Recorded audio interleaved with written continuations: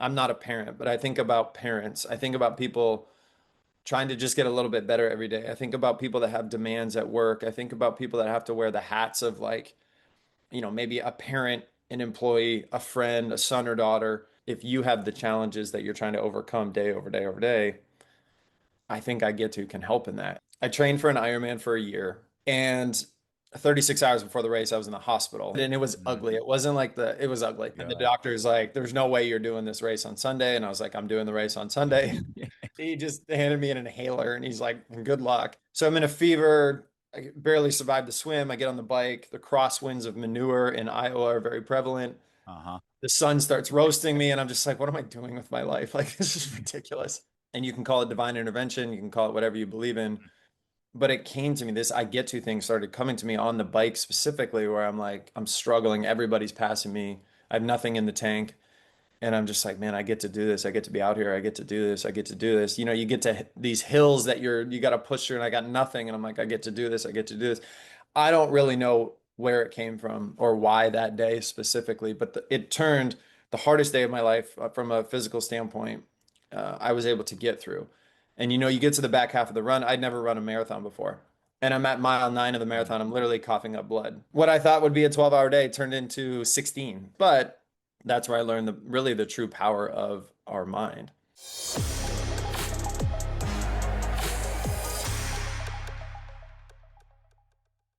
All right. Here we go. Ladies and gentlemen, welcome back. Welcome back. Welcome back to another episode of the Seeds of Success podcast. This is your host, Colin Walters, and we have a powerfully interesting and very self-driving and leading individual on the show today. I'm excited to have on somebody who is a global speaker, founder of Win Within, a former D1 collegiate athlete, took his skills and mindset and abilities to the sales force and led high performing teams for over a decade, and now works with Fortune 500 companies, elite athletes, and high achieving individuals. Anybody looking to take their mindset and their skill sets to the next level and sharpen their game, and somebody who believes that the most powerful words you'll ever say to yourself are the ones that you practice when life gets hard. Ladies and gentlemen, welcome Chris Cullen to the podcast. Glad to have you on. Thank you, man. I'm ready to run through a brick wall with that intro. You got me Let's feeling like go. I mean, the that's all 90s. you. Feeling That's like who I'm you playing for are. the Bulls in the 90s right now. So ready to go. Thank you very much for having me. I'm excited to be here. You bet. Welcome, welcome. Appreciate what you've done. And wouldn't be right if I didn't, I left out one key important point there, which was now published author as well, Ooh, which we'll dive ooh, into here in a excellent. little bit, along with some other things. But Chris, why don't you go ahead and introduce yourself to the audience and the show here? Yeah, man, awesome. I mean, you nailed all the external stuff. There's no need to throw a lot of gas on that. I had a wonderful career at Stryker. When baseball was done with me, I was lucky enough to play 3 years in the minor leagues, and then you start looking around and you're like, these guys are pretty good, and I don't think I'm there. So baseball has a nice way of asking you to leave. Uh, And yeah, I jumped over to Stryker for 11 years, and it was great. I had 5 different roles. Enjoyed the sales process, enjoyed leading teams. COVID was interesting as we're trying to sell, big expensive stuff into hospitals, and so I learned a lot about managing people and how they think and high performers and chasing goals and all that stuff. And so that was a blast. And I just felt I was actually interviewing for another role, and I just felt this pull to go start my own thing. mm, And I think I've always had kind of that coach piece to me. I've always enjoyed coaching and no doubt. leading, and that's just in there. And it was time to pay more attention to that. And so I would tell my friends and family to go work for Stryker. I thought it was an incredible place. I love the people there. I love the culture. It was just time for me to step out and grow in a different vertical. And so we've been doing that for the past couple of years. I Mm, do a lot of speaking, at conferences and work with companies. I lead a lot of workshops with Fortune 500 companies all over the world. And what I'm insanely passionate about right now is just helping people think better. And I think if we can control our thoughts a little bit, we step into agency in our life and we change our entire life. And so that's the premise of the book. That's exactly what I'm doing right now. Whether that's I'm the mental conditioning coach at the University of Georgia for their softball team. So whether that's a 18-year-old Division I female athlete or I have, a couple, let's just say higher end executive CEO people running companies worth eight figures, so it's a lot of the same structure. It's just how do we maximize what we got going on internally, and that's what I'm obsessed with. That's what I love to do right now. Mm. And so, speaking of obsession, you wrote a book, I Get To, right? And so, basically, taking these philosophies, things that you learned from your own experiences, which I think is like a Yeah. crucial part here, right? I mean, you teach and you lead and you speak from experience of things that either worked or didn't work in your life, and now you Yeah. you conceptualize that and put it into a published format with your book, I Get To, which starts out with a powerful story of you doing an Ironman basically with the gas tank on empty. And Mhm. if it could go below, it sounds like it would have been below that empty line. But maybe take the listeners to the start or of this book and this Iron Man and why that story was so powerful for you to begin the entire book with. Yeah, and I'll share a couple things behind it as well. So if you read the book, what you'll find is I trained for an Ironman for a year, and I just wanted to push myself. I wanted to, be all in on the discipline side of things and like have that structure and that plan. And it was great. Like I was dialed, and going into that race, I was aiming for about a 12-hour day. That for listeners, the average for males in an Ironman is 12:38. So I was like, I want to have a, better than average. 12 hours Yeah. is a good day. Let's do that. Yeah. And 36 hours before the race, I was in the hospital. And I can say it now, like I had to poke some fun at it for a while, but I had COVID. Like I tested positive for COVID, and it was Mm. ugly. It wasn't like it was ugly. My chest is super tight. I had the cold sweats. My legs are like jackhammering. It was brutal. So I'm in the hospital that Friday night at midnight, My and the God. doctor's like, "There's no way you're doing this race on Sunday." And I was like, "I'm doing the race on Sunday." So You're he's like, it, dude. it it came down to like he just handed me an inhaler, and he's like, "Good luck."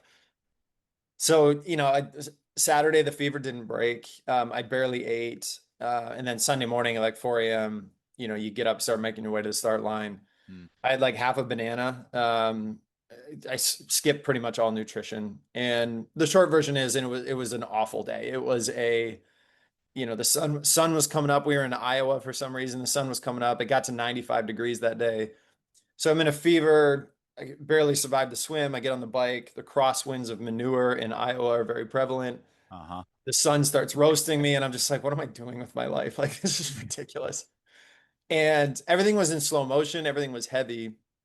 And you can call it divine intervention. You can call it whatever you believe in.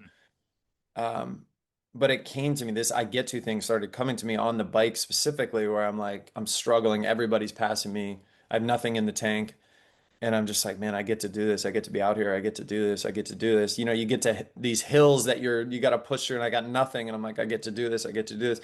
I don't really know where it came from or why that day specifically, but it turned the hardest day of my life from a physical standpoint. I was able to get through. And you get to the back half of the run. I'd never run a marathon before. And I'm at mile 9 of the Mm. marathon. I'm literally coughing up blood. Not like taking me to the hospital amount, but I'm like spitting out blood. Like it's not fun. Mile 13, I remember leaning up against the aid station, and I'm watching like the heat waves off the cement like laugh back at me. Like I'm like hallucinating now. And what I thought would be a 12-hour day turned into 16. And it was just 16. And by the way, the cutoff is 17 hours. So Mhm. like we're getting there. And there was no running on the back half. It was just an awful, awful day performance wise. But that's where I learned really the true power of our mind. And so I lead with that story, not to talk about an Ironman. I lead with that story because I'm not a parent, but I think about parents. I think about people trying to just get a little bit better every day. I think about people that have demands at work. I think about people that have to wear the hats of like, maybe a parent, an employee, a friend, a son or daughter, Mhm. uh, somebody taking care of somebody. A lot of times we have to wear so many hats, Mhm. and it can pull you thin. I just had a rough day physically. I'm trying to keep up with the people who are parents or trying to get a little bit better. Like, so I start with that story in terms of just relating to what you're going through. Like, I think I just had a really hard day. And if you have the challenges that you're trying to overcome day over day over day, I think I get to can help in that. And so the sick part about this is I was actually in a really weird mental funk. Like I was battling some depression stuff. I was in this darkness of like, Mm, how do I get out of this? And my answer was to go push myself as hard as I could, right? mhm.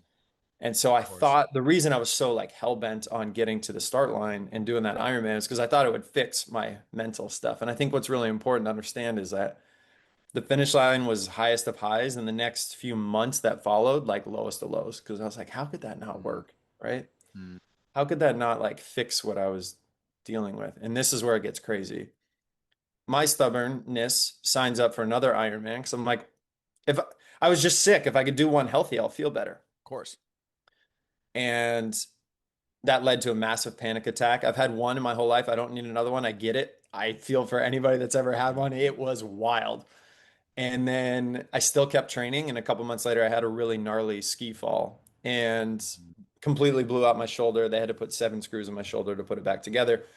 That was God, the universe, divine intervention saying, you're not getting it. Like mhm, now you have to sit. mhm, And it was 8 weeks of I couldn't move. And then it was 15 months of rehab just to be able to do a push up. Like, got it. Message, message heard. And so I think the important part of that Ironman story is that, like, I think oftentimes men specifically, and I'm biased to that because I work with a lot of men, but men specifically do a really good job of solving the external world mm, and making things, look good and chase things and achieve things when I think we might be missing a few things internally. So that's really the genesis of the Ironman and I get to in general is that race, which has a lot to it. mm. So when you say that we're missing things internally, like what specifically are you referring to? And then how does the I get to or this mindset shift and perspective then fulfill either that need or that lack thereof? Yeah, I'll take this back one step more, let's just say generally speaking, but Yeah. I think what we're missing in general is a strong identity internally. We've been given a lot of us have been given an identity from the outside world, right? You're the people pleaser, you're the younger brother, you're the this, you're the that, and you play into these roles. And our whole life we've been told what to do, right? Teachers tell us what to do, coaches tell us what to do, parents tell us what to do. Great. And I think sometimes we miss the actual step of like let's formulate and build the identity that we want. Like what matters most to you? What's no longer serving us? What questions like what are the 4 values that you stand on through and through? Hmm. Some people stall with that, and that's okay. We just haven't thought that way. We haven't been taught to like think that way. And I get to just simply helps us step into agency, right? Like obviously there's this accountability piece towards leading ourselves that it helps with. But then you have gratitude. Like we all get that gratitude works, and the more we do it, the better we feel. There's no side effects to it. That's great. But beyond that, and this is where my thinking from the race when it went deep into like, what else is happening here? Like, Hmm. I get the gratitude kind of got me through a really hard day, but what else is going on? And I think we build resilience. I think we build identity. I think we build an awareness of time. We build a growth mindset.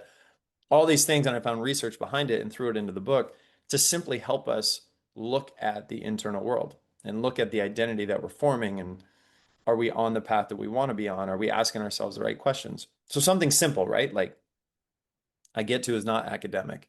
It's very simple, very similar to the Mel Robbins Let Them. Like Right. you can look at the title Yeah. and you get it. Like Hmm. what I get to is there's a lot more behind it and it's a simple way to step into self-leadership. Hmm. Hmm.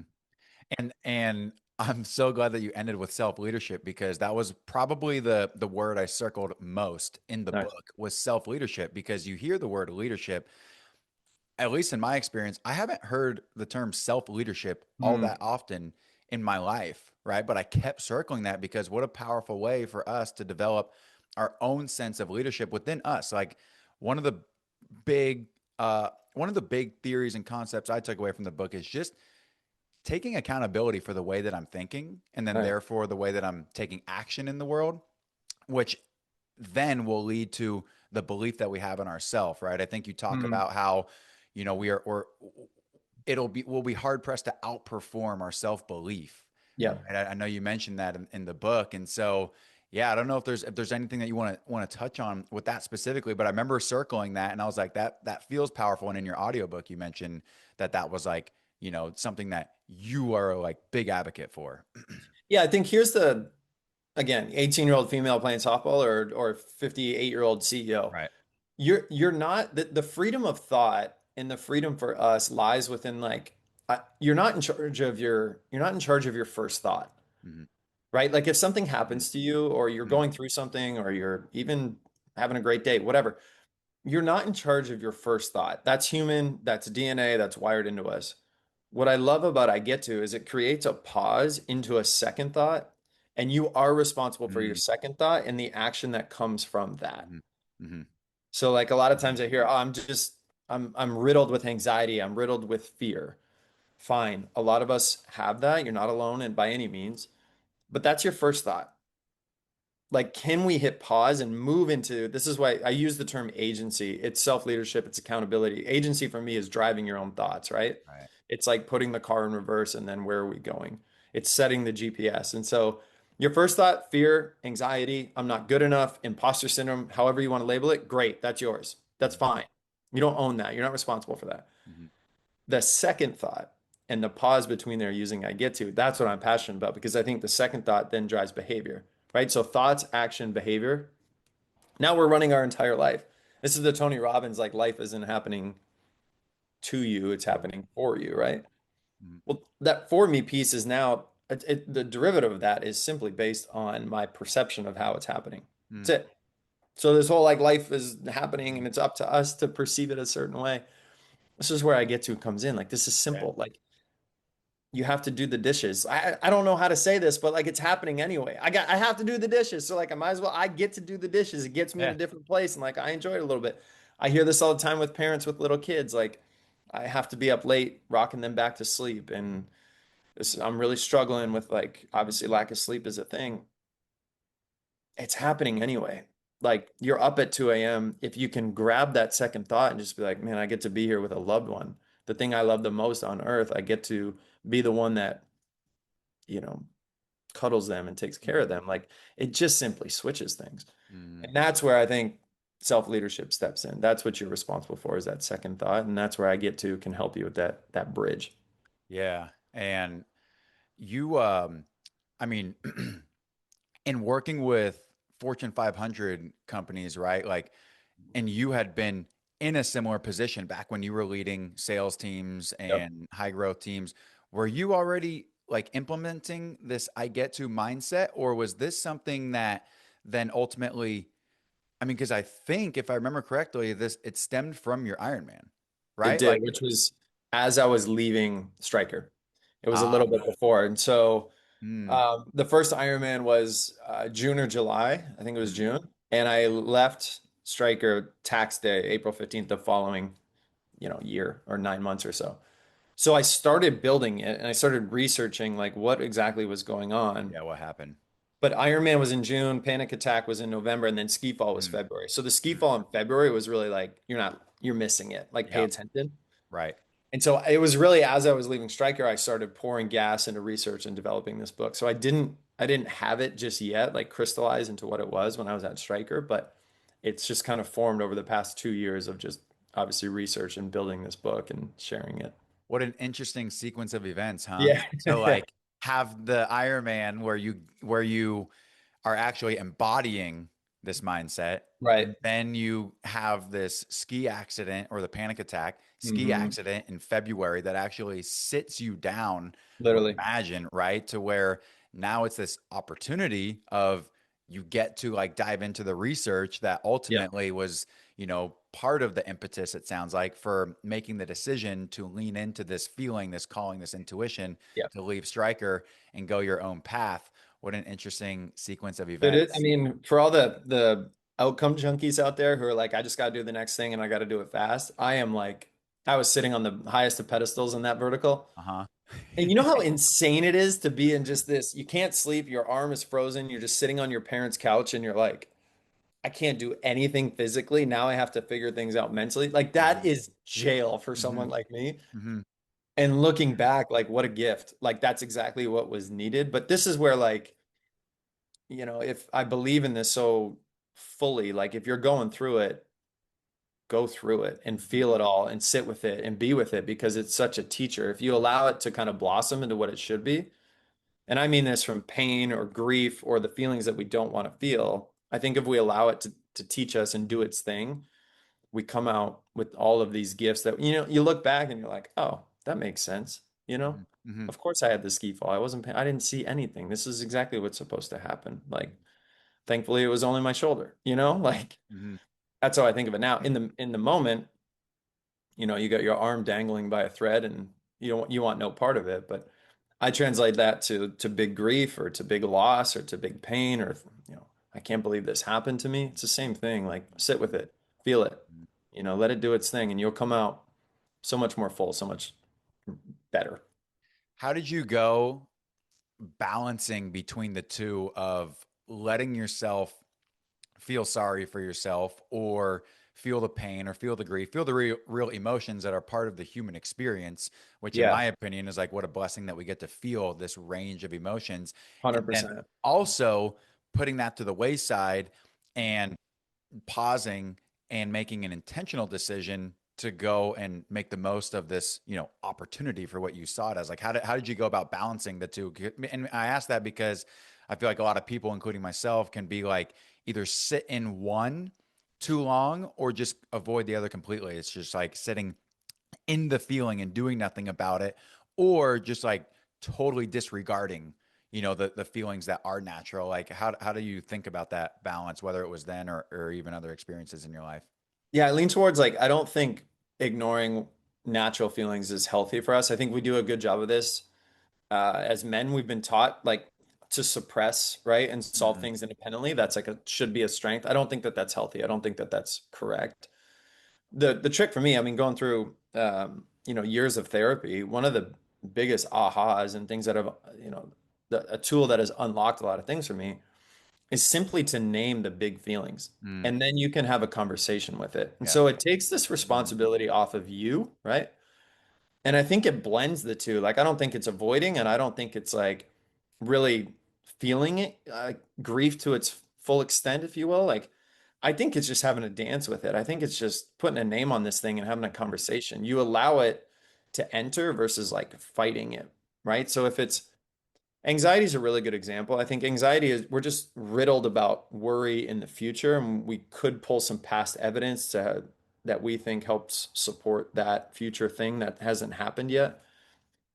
I think if we have a conversation with it, it becomes easier to handle. If we fight it, if we're like, I don't want anxiety, that's not going to work. I don't want grief. I don't want loss. I don't want pain.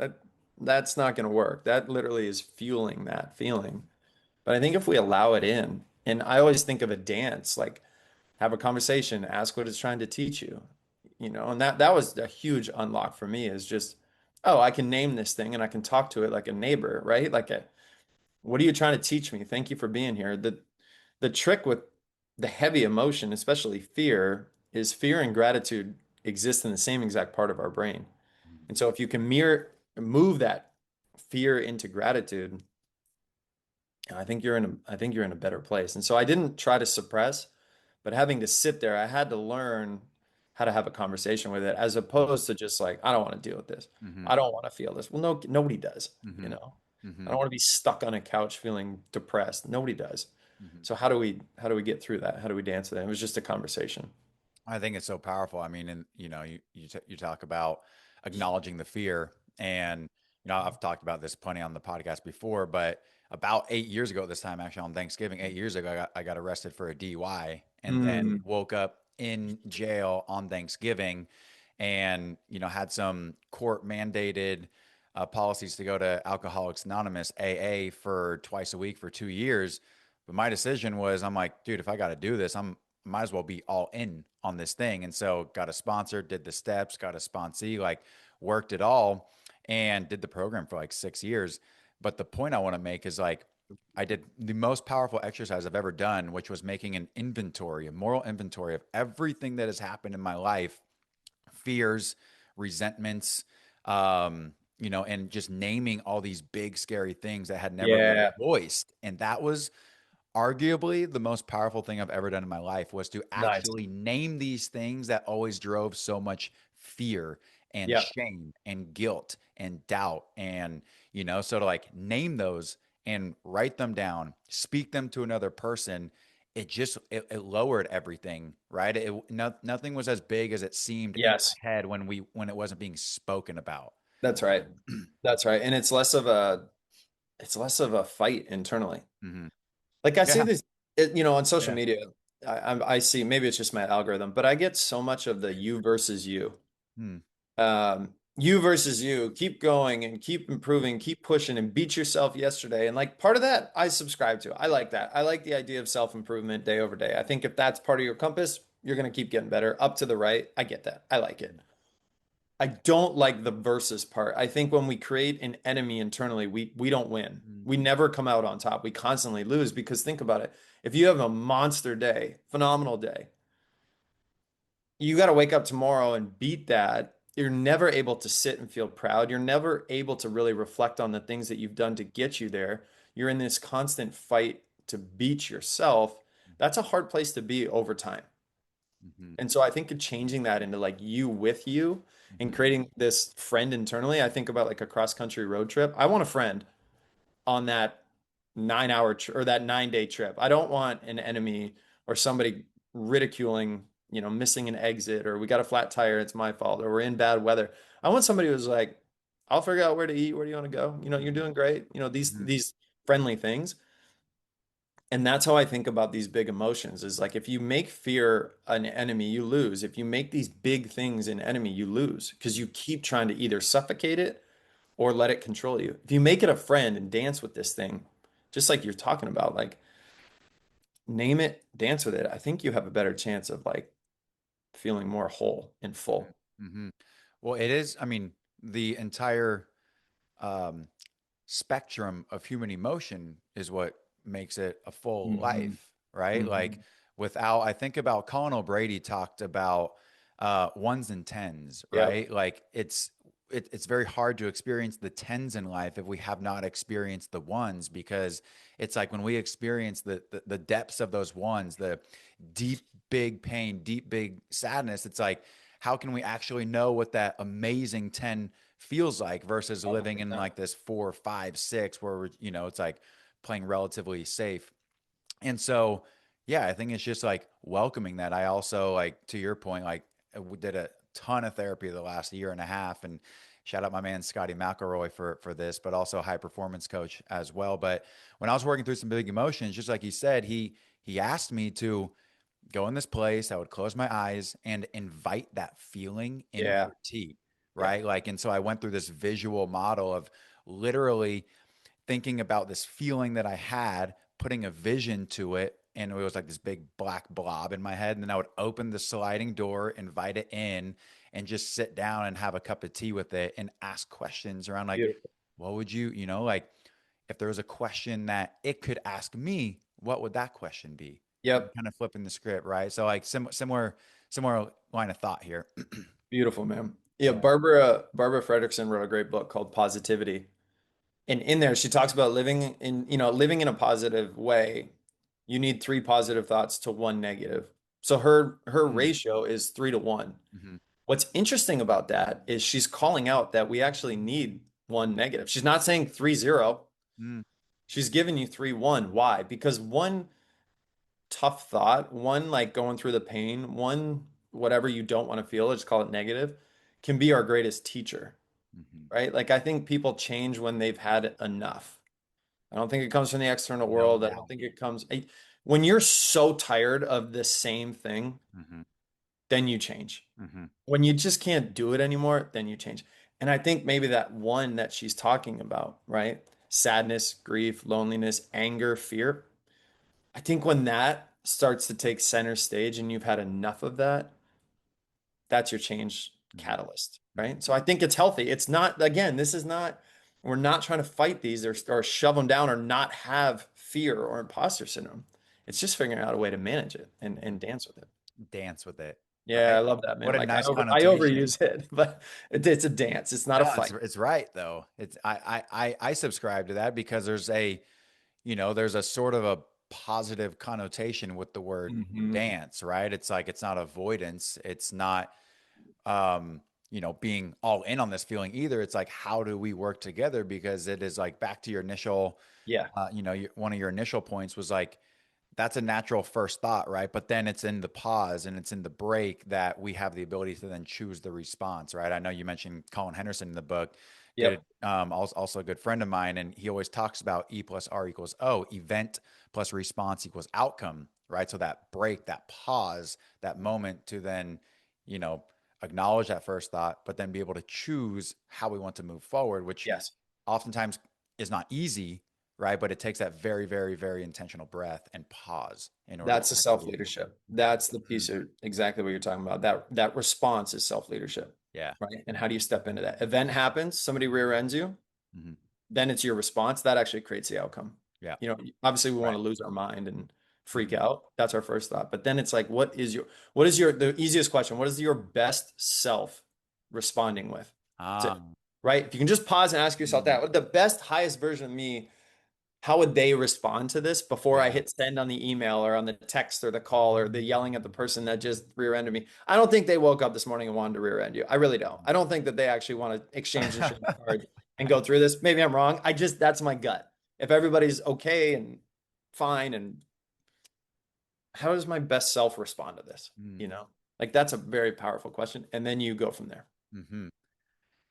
Comes down to this idea of leaning into that type of person that we ultimately are wanting to become, right? And then, like you mentioned, casting those votes, right? The Yes. votes being what is the action to take in order, what would best Chris do in this situation? Right. And then identifying what is the action to do that, and then doing that. But it starts with a And very powerful question. yeah, and that's hard. Like we don't, Hard. that's not, we're not wired this way. When We're not. emotions are involved, are you kidding me? Dude, and then we got to hit pause and think and ask ourselves first. Like, Mhm.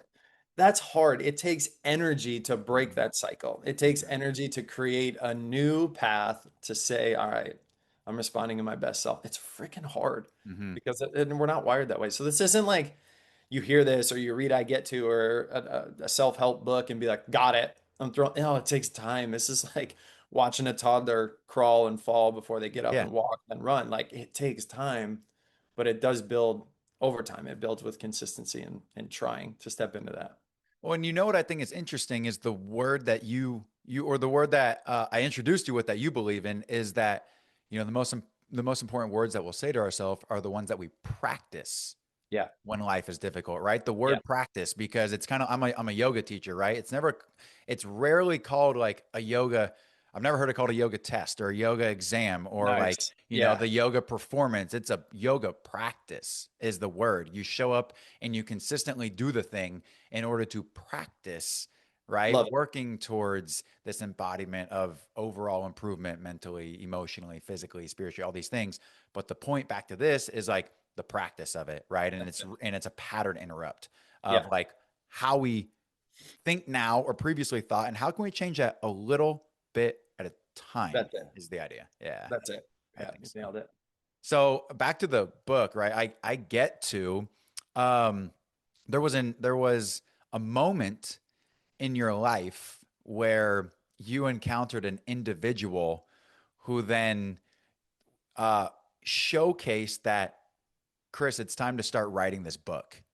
Oh, And right. And so I found this to be very fascinating. We talk about divine intervention, we talk yeah. about God, we talk about universe, and like, It's insane. Yeah. yeah. So why don't you go ahead and share with the listeners this story? And yeah, because this was wild. Okay. So ski fall into physical therapy. One of my goals that this future me was going to do was another half Ironman. I needed it on the books, and I was like, I have to get to there. And I'm in a better place mentally at this point. Actually, physical therapy taught me a lot about myself and Mhm. patience and all the things. And so Right. I'm in a good spot. And as mentioned, I start working on I Get To, but working on it simply means like sticky notes all over the wall. I'm talking to some friends about it. I've kind of started to grasp the idea that there's more here. I've interviewed a few people about it, but a book, I'm like, it wasn't on my radar per se. It was just like Mhm. I'm throwing things literally at the wall. Let's just see what happens for about a year. And I'm just gathering things and what is this, right? Mhm. And then I'm like, okay, I think I'm gonna start throwing this down on paper and like start to organize a little bit, but I'm in no rush. I don't really know. Whatever. We'll see what happens. And so about 14 months after this ski fall, I'm in good enough shape to swim and bike. My shoulder's fine, but I've been swimming a ton for rehab, and I was like, okay, I'm just gonna do this half Ironman just to kind of get myself back. And it was in Chattanooga, Tennessee. Had a phenomenal day and finished the race. I don't have a fever. I don't have COVID. Everything's great. I had an awesome, like, awesome day. What a start. Dude, there was like 4,000 people, 3,400, I think, at this, 3,400 people at this race. Hmm. So I get to the finish line and I went for a walk. I went like two football fields away from the finish line. I'm in this weird, like, empty parking lot, kind of up against the fence, solo. Like, there's nobody around me. And it's great. I'm like reflecting on feeling healthy and all that. And this guy walks over, like, still don't know exactly where he would have come from, but he walks over and he sees me kind of leaning against the fence, smiling, and he's like, "Great day for a race, huh?" And I'm like, "Yeah, like, awesome day, feeling great." And he's like, "Man, it's so cool that we get to be out here and we get to race." And I'm like, You're like, am I hearing "Yeah, this right? yeah, that's cool, dude." I'm like, and in my head, I'm like, 100%. Like, I'm manifesting it. I'm calling this in. This Mhm. is cool. I'm seeing it now. And he's like, "This is a big comeback race for me." And I didn't want to be like, "Oh yeah, me too." Mhm. But I'm like, "Oh, that's amazing. Like, if you don't mind sharing, obviously you're healthy enough to race." And he's like, "Yeah, my friend and I, we were training. He was really big into Ironman, and we got hit by a car. We got hit by the same car on our bikes, and his entire left side of his body took the hit and shattered almost every bone from his shoulder down to his ankle." Oh, God. And he's like, "He's doing okay now. He's learning to walk again. He'll never be able to race again." So he's like, "I race for him. I get to race for him." And I'm like, "Oh, that's freaking amazing." Right. And all this emotion. And we start talking. And he's like, I believe in this I get to thing so much. He's like, "I got it tattooed on me." And he turns his body and he has a tattoo. I'm not talking like a little stamp. From his wrist bone to his elbow is "I get to" in big block black letters. It's like, it's just a massive forearm tat that says "I get to." And I'm like, okay. Like, I didn't break it down to this guy, everything that was happening for me. I was really just present for him and listening. But like, as soon as I saw that on his arm, and I was like, okay, got it. Like, this will be a book. This will get out. It hit me as like, you have to get this message moving. Mhm. That story to me comes up to me random, like all of that. You put it together and you're like, yeah, there's a level to this that maybe we don't quite grasp that is very easy to see if we open our eyes. And that was it. But I want to get him the book. The I've got to book. get the man from Tennessee with the "I get to" tat. I gotta get social media to do its thing. Man, it's like out of 3,400 people, you got the Crazy. one person. And think about how many people there are in the world, right? How crazy that thing is staring you in the face. But also, is it that crazy if things are supposed to happen and supposed to truly be aligned? So it's a very, very powerful story.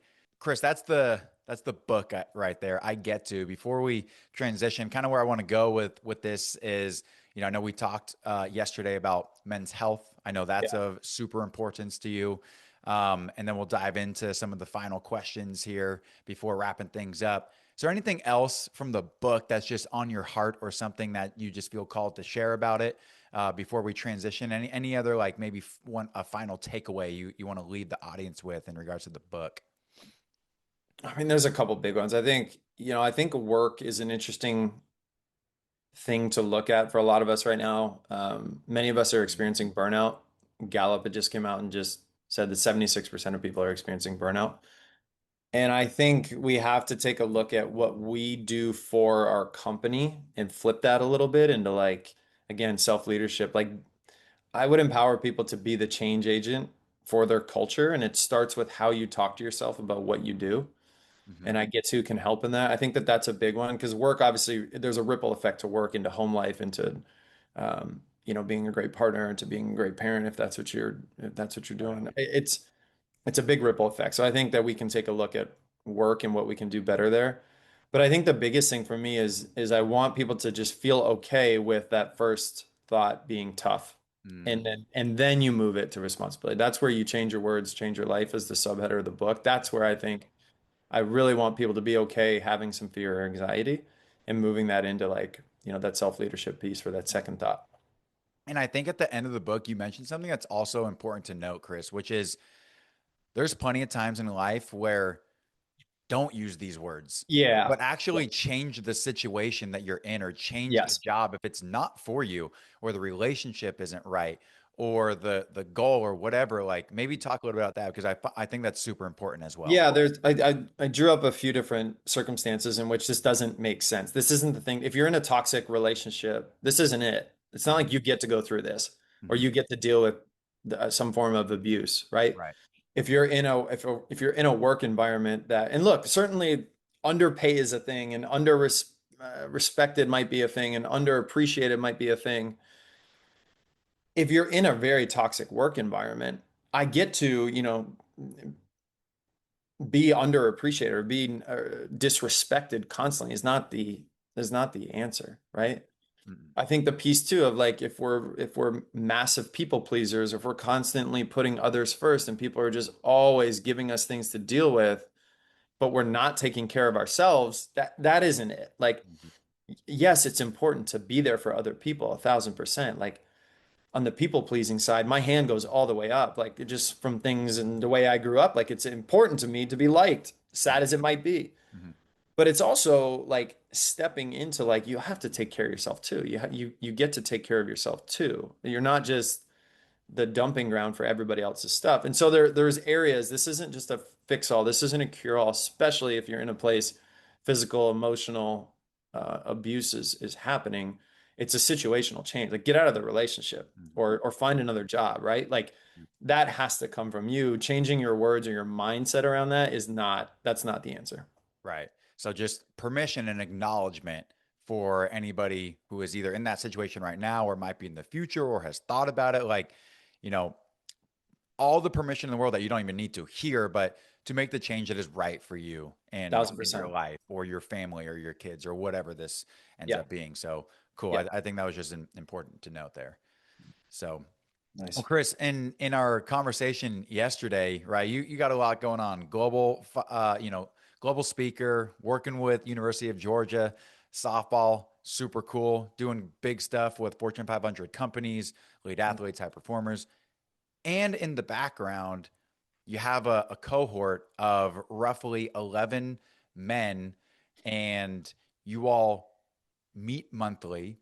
Yep. You have an upcoming retreat to do men's work this coming weekend Yep. in Austin, Texas. This has been Yep. something that's been ongoing for years. So something that you're obviously super not only passionate about, but completely involved in. And it was really cool to hear about this. And so Thank maybe you. if we want to transition to you mentioned yesterday, if you leave this world and men are not changed in the way that you hope to create this lasting positive change, that it would all be for nothing essentially. So maybe if you want to talk a little bit about that and where this That's comes probably from. that's probably another therapy session. But yeah, I'm driven to change the way men take care of themselves, and this has everything to do with what I put my own self through without realizing it, right? Like Yeah, I want to go back and help younger me, and I think for anybody out no there doubt. who's looking, the hot topic right now is purpose. Like, where is my purpose? And I encourage people to think about helping younger you because I think you have a lot of fuel in that gas tank. If you want to go back to you younger, Right. I think you know that person pretty well, right? And so a couple of years ago, I'm going through some things mentally and not in a good spot. And I remember leaving a golf trip with a bunch of buddies in which I think there's time and place for this, but you go have a million drinks and a million laughs and you keep the conversation pretty surface level. And you leave there obviously not feeling great physically, but like for me, I left there being like, I don't know, like there has to be a different way for connection to be just deeper here. Like I Mhm. want to talk about some of the things going on, or else Yeah, I'm you gonna want it to be freaking meaningful. I'm gonna explode. So um yeah, we jumped into this men's health space and created this group just with guys that are very interested in taking care of their future self. Mhm. and willing to open up and share and learn a little bit and be vulnerable a little bit. And it's grown over 3 years. This is now a monthly thing. I'm going to figure out how to scale this to help and serve others and create a deeper community and space for guys to go to. But we talk monthly. One guy will run the month and he'll have whatever sort of, call it, wellness habit or focus for the month, and then we all do that challenge. And then another guy gets picked and it rolls month over month. So it could be anything from, we just did forgiveness, right? So what does forgiveness actually do for us? And somebody's leading this call Mhm. and teaching us about forgiveness. They've researched it. And then we put a challenge in place for that month, right? We've done cold plunging, meditation, breath work, forgiveness. One of our months was be a kid again. Like, how can you just, so it's like, Yeah. it's wide. Just play. Just play, just go outside, shoot some Play. hoops. Like, that's Hmm. cool. Be barefoot again. That's cool. Yep. Um, The so yeah, best. man, it's been a wonderful like run of a few years now. As you said, we host a retreat every year in Austin coming up this weekend. And that is like the wellness weekend that sets my soul on fire. Like we go deep into some stuff. What are we holding on to? What are we trying to let go of? What are we calling in? What does our higher self need? What do we want to be doing at 50 versus now? Like it's very forward thinking, wellness focused, Mhm. and that lights me up. And so I want to I want to change the way men are the script that we've been given. And this is simple. Like I'm 39. My dad was a son of somebody who experienced war and was an immigrant. Okay. So my grandpa, I never met him, but I would assume from everything I've heard, not a lot of emotional connection, not a lot of like arm around you, what's going on in there to my dad, Mhm. right? Mhm. My dad grows up middle class, blue collar family, go to work, pay the bills, support your family, stay within the lines, right? But also driven from, like, my dad was strict. There was a fear base there. There was an authority figure there, right? I was scared growing up of disappointing him or breaking the rules. Okay. Mhm. Now you have guys in their 20s, early 30s raising their hands and being like, something's off. Doesn't feel right. I didn't really have that, right? And if you look at the lineage, fair enough. Like my dad wasn't really taught that at all, you know?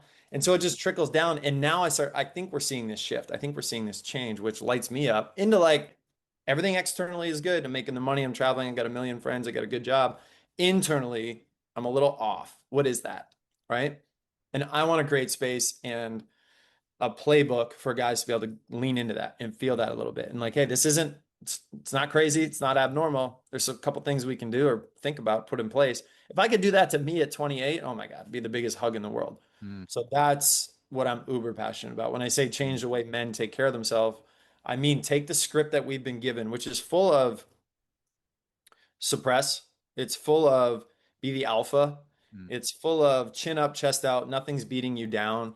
It's full of don't feel the deep, dark stuff. Just like shove it down and like be great externally.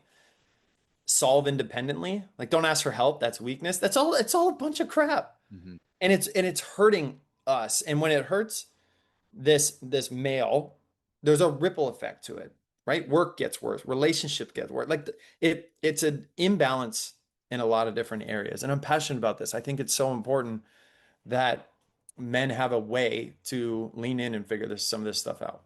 I think Mhm. it just makes us better. It makes this whole thing tick better.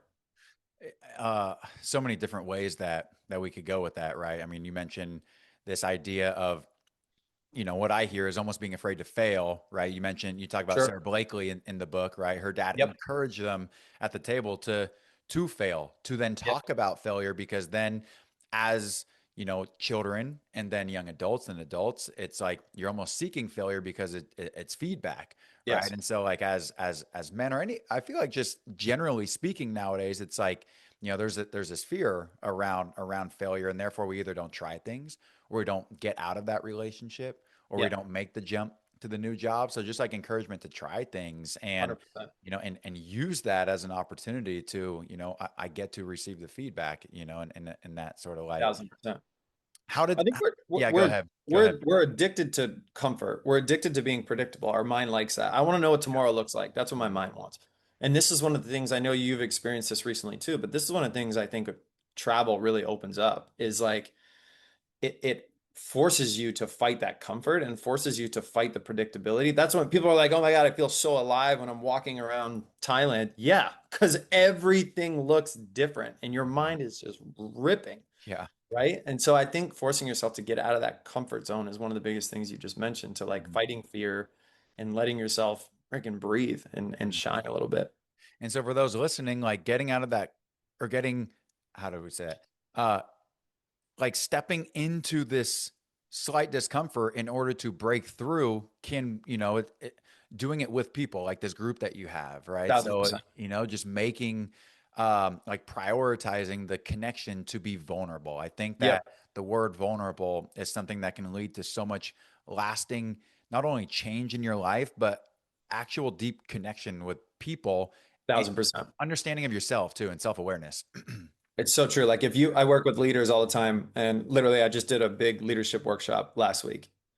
And I want you thinking about 12 uh, very impactful leaders at a very big global Hmm. company.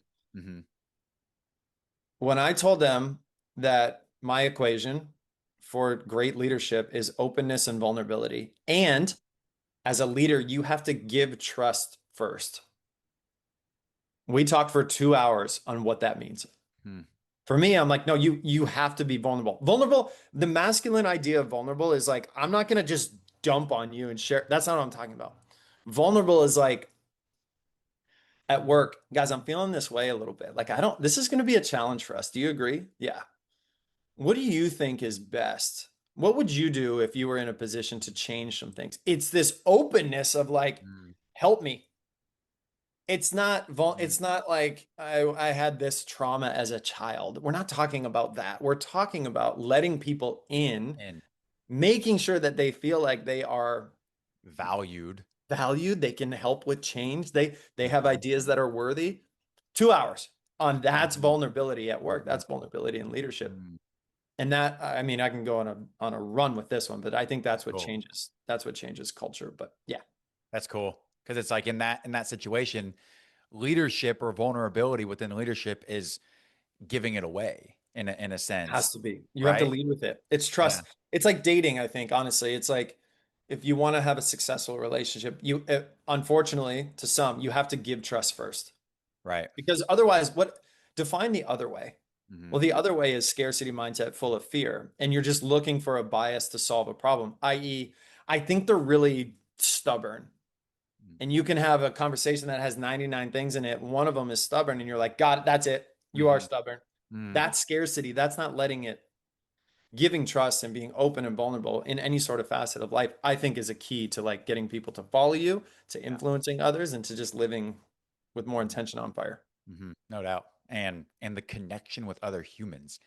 which in this day and age is like, can be very much lacking in this digital age and the work from home, like the ability to open up and share and be vulnerable and let others in. I think that was important what you Yeah. just mentioned, right? Because then you can like connect on a deeper level, which going back to the whole point is like that is something that appears to be and seems to be missing from a lot of individuals, especially men with other men these days. 1000%. Yeah. Well, Chris, I feel like we could go on for a while, but we will start wrapping things up and come into the final portion of the show here, which is final four questions that I ask everybody. Um, so we'll go ahead and jump into those. And with the first one being, what is a book, the most recommended book that you have either given away or recommended to others in your life? I think there's two that come to mind. One is Grit by Angela Duckworth. Mm. That really helped frame a lot of stuff for me. I really like that book for a lot of reasons. The other one is uh, Myth of Normal by Gabor Mate, and that dives into Oh like our yeah. wiring and stuff. It's really, really good. And Mm. if you haven't thrown some Gabor Mate in your life, I would Mhm. recommend it. It's loaded with like why do we think the way we think and what's going Mhm. on. So Grit and the Myth of Normal, I would say, are up there. Those make sense with the book that you just put out in Yeah, igetto because I feel like it's there's like a two lot going on polar there. opposite philosophies. Yeah, It's like how do we persevere? How yeah, do we remain resilient in our life and keep moving forward, right? But then also how do we ground? How yeah. do we go deep? How Yeah. do we listen to, Yeah. intuition and develop philosophically, spiritually, all these things? So it doesn't surprise me in the least. I like it. That those are the Thanks. two. Good stuff. Second one is, what is a quote or motto or philosophy that you live by? I'm fully latched into this 1 + 1 = 3. Mm, And I know that that doesn't make sense, but it does. Like does. I've always been taught, and the script for me was like solve independently, like do it yourself. Asking for help is weakness, and asking for help is a superpower. Hmm. Like bringing people into something is a freaking superpower. Hmm. And I think the more I've like, especially entrepreneurship, the more you try to build your own thing alone, the worse it gets. Like the Yeah. more stalled it gets, it just doesn't grow the way it should. And so I've really latched onto this the past year of like asking for help. It's hard to do, but asking for help and wanting feedback and looking to get, more people involved has really helped me. And I think that's where the, 1 + 1, that what else is in there to get to 3, Hmm. doing things with others and Hmm. collaborate. Nothing of value. Rick Rubin says this in the Creative Act, like nothing of value is created alone. And I fully believe that. Like, look at the guy with the tattoo showing up in my life. Hmm. Like Right. that really jumped the book. That's not happening alone. Hmm. Like there's a game at play Hmm. here. Hmm. And so I love that. I'm all in on 1 + 1 = 3. I want to help others and I want to continue asking for help. And I think just the story you mentioned in the book to illustrate that point is the horses, right? One Yes. horse alone can pull 8,000 pounds, I think is what you mentioned. And then, so then two horses theoretically would be able to pull 16,000 pounds, but together they can pull something like 24,000, Yeah, right? Like 3 times. 3x. Yeah, that's that. It One doesn't plus make sense one on equals paper, three. right? Yeah. It doesn't make sense on paper, but that's the magic of Hmm. people working together. Yeah, I mean, a lot of things in this life don't make sense on paper, but it just either is or it happens or That's it it. feels right or there's an intuition or deeper divine intervention. So, um, cool. I love that. Third, third question here revolves around doing some things to set your soul on fire Yeah. because you and I have some travel experience. We were connected this year as Yeah. we're both trekking around the world and Yeah. just missing each other in Bali. But from a bucket list standpoint, what's something that in this lifetime you would love to accomplish that when you think about it really does set your soul on fire or fires you up? Yeah, I mean the surface level answer with travel is I'm being called to Cape Town. Like I need to go to Cape Town, so I'll figure that out. The last guest on the show was talking about how Really? she goes back to Cape Town every single year because it's like her favorite place in the world. Of course. So Do you mind connecting? if only I had a tattoo right here that said Cape Town. If you don't mind connecting us, that would be great. Yeah, So yeah, that's yeah. like, that's the travel. But soul on fire, I'm hell bent on changing the way men take care of themselves. And Hmm. that is it. That's for Yeah. me is like I want to provide, like I know the script. I've written a book on this. I just haven't published it yet. And it'll come in due time, but it's a look at the script we've been given, but it's also like part two, the second half of that book is the script forward. Hmm. And that's what I really wanted to start, diving into and impacting and making a bigger splash in is that sets my soul on fire. Is there anything like and just say no if no is the answer, but is there like something tangible that's like, wow, that helps me know that I am making the impact that I want to make? Like, are there certain like, or is it just like, yeah, like this person texted me the other day talking about this one, exercise we did in this men's group, and like that's how I know I'm serving this mission and this role. How do you think about like understanding the impact you're making? Oh man. So, and I have like a whole workshop on this, but if you're laying in bed at night and you can't sleep because you have like all these thoughts, I want you to narrow those thoughts down to like what's really driving those? What's really bothering? What's in there? What's your past pain trying to teach you? Like what is Mm, that? What are we throwing a oof, dart at, right? oof. And for me, it is this men's health thing. Hmm. So the best way to answer your question is it's not something tangible like an 8 out of 10 on a report card. Yep. It's a feeling that solves what I think about the most, Mm, right? So mm, if I'm doing some coaching stuff in a group or one-on-one with a 29-year-old guy, I get a feeling from that that makes sense to me, that feels like I'm aligned, that solves my mind running at 11:50 at night, right? Mhm. Mhm. That's how I know it's like it's correct for what I'm supposed to be doing. That when people talk about alignment or being on purpose or whatever, that's it for me because it's a feeling that solves my mind that races, you Yeah. know. Yeah. So that's how I know. That's how I measure it. It just feels good. Feels right. Right. Feels right. Kind of back to Feels this right. idea of, helping who you used to be 3, 100%. 5, 7 years ago, 10 years ago, right? How can you help that little Chris back Yeah. then, or that little Colin, or that little you, whoever's listening to this, right? So yeah, I get that.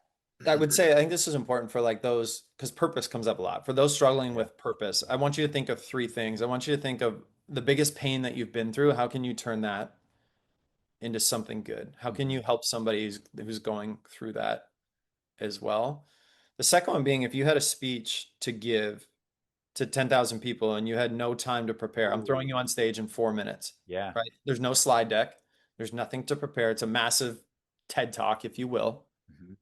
What are you speaking about? Hmm. What are you teaching that crowd? This could, I mean, literally anything from like recipes, cooking to mowing the grass. I don't care. But what is it that you're so good at and that comes naturally to you that you want to help others with, right?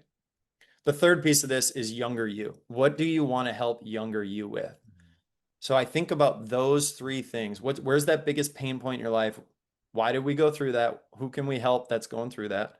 Give me a speech to 10,000 people on anything you want. That can help with purpose. And then three, younger you. Like my motivation to help younger me is so high. There's no such thing as burnout in that space. Burnout comes from like overexertion into something that doesn't feel aligned. It's not just overexertion. Hmm. Like you can be on fire and stay on fire if it means a ton to you. And I think one of those three might help you get into that lane on that path. Hmm. Oh, and you talk about it in the book in regards to burnout, right? Which is, I mean, we don't feel burnt out necessarily if we're doing something that we're so in love with and that gives us meaning and Thousand fulfillment. percent.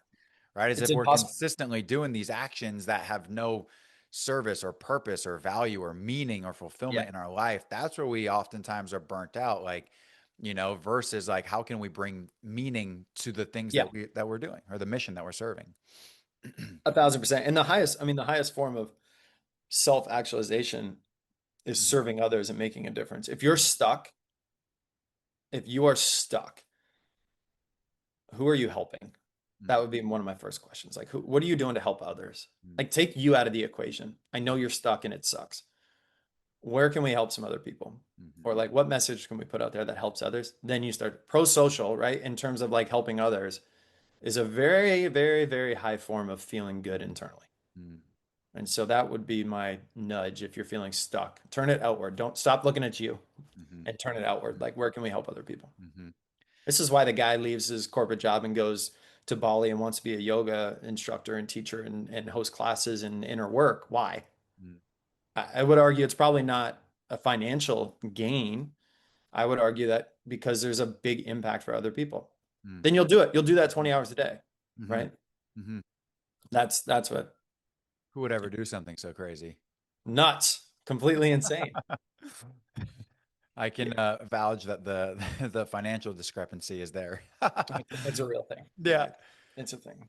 Hey, you talk about younger self, right? Which leads into the last question here, which has become a two-pronged question. It used to be one question, which is what would 85-year-old Chris say to your current day self? And then on the tail end of this is, and also what would 8-year-old Chris tell yourself? So two parts of that question.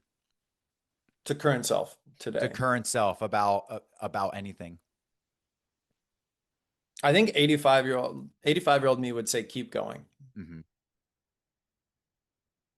Like it feels like I'm on the right path. It's very Yeah. difficult some days, but 85-year-old me is looking back being like keep going, right? Hmm. Hmm. 8-year-old me, there's a lot in there. 8-year-old me today would say I'm proud of you, Mm. which is a whole nother thing for me. But that self, feeling proud and filling up self-love is not easy for me. Mhm. But I think, 8-year-old me would look at what we're doing and be like, yeah, I'm proud of you, dude. Like, Yeah. and maybe a little bit of a Yeah. wow in there, like, wow, we're Yeah. doing some things, Doing it. like we're doing it. Um, but yeah, I'm proud of you would be the 8-year-old. This is fun. And Mhm. then the 85-year-old is keep going. Keep going. It's like Yeah. a perfect combination to the mission, right? It's Yeah. like, yeah, you're on the right path, proud of you, and also keep going so that when you get to that 85-year-old self, you can continue knowing that, you're creating that lasting change in people and, especially men that Yeah. that you're looking for from an impact standpoint. Yeah. Yeah. I think it's a good bookend. Yeah. Well, Chris, that's we're gonna go ahead and wrap things there. This has been an awesome, awesome conversation, man. And for anybody listening that wants to connect, or a ton of leaders on here looking for gigs or speaking or leadership, or where can they get the book? How can they connect with you? Why don't you go ahead and leave the audience with how they can connect with you if they have inquiries? Yeah, I mean, email's super easy. hello@chriscullen.com. The book is on Amazon. It's just called I Get To, bright Yeah. yellow cover. My Instagram is chriscullen_C3. So any sort of, I mean, yeah, there it is. There we go. Any sort of message, and LinkedIn as well, like any sort of message. I'm pretty active on that stuff and I want to stay on top of anybody, reaching out. I want to get back to immediately. So it's LinkedIn, email, social, and the book's on Amazon. And I guess for anybody running, a larger team, Mhm. any books of a quantity of 10 or more, come to me first. Don't go to Amazon, and I'm able to go direct to the printer and get you a much better price. Cool. But yeah, that's the easiest way to get a hold. Email's super easy, and Instagram's really easy too. Right on. Chris, been a pleasure having you on the show. Before we part here, any final words for the audience? Any final word that you want to leave, or we good to wrap things right here? I love this, man. Thanks for having me. I Yeah, think my final words are the sub-header of the book. Like, change your words, change your life. Like, you're the one in done charge. deal. That's it. You're the one in That's charge. it. All right, my friend. Well, who knows? Maybe I'll see you down in Cape Town here in the next Yeah. couple months, man, as you work on publishing that second book that you Something's mentioned. going on. Little Yeah. Yeah. drop, huh? We'll see you there, man. Appreciate it. Yes, sir.